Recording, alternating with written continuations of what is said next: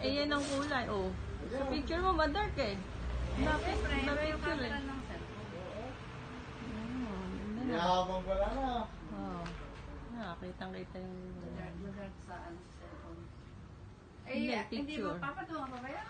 Ano po? Yung gray na yan? Hindi, dyan na po yan. Ayan na yan. Ang dingding. Pag napayarin natin bukas payayarin. Ito, pag ito Ayan, dami yung... nga.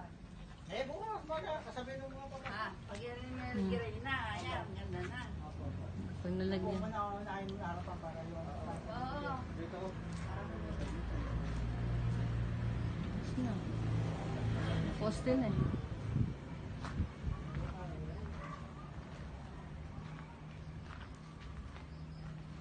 Tapos na ba yung loob? Di pa. Dito, eh, ano? Maganda kasabihin ko naman sa... Oh, na-video ka kagabi yun eh.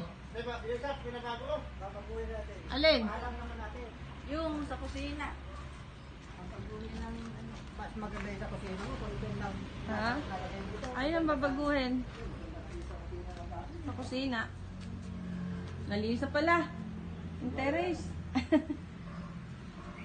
Maganda yung... Ay, babaguhin ito.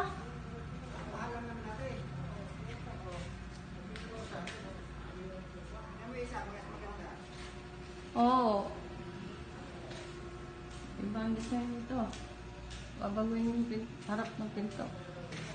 Mas maganda nga pinto din sa likod eh.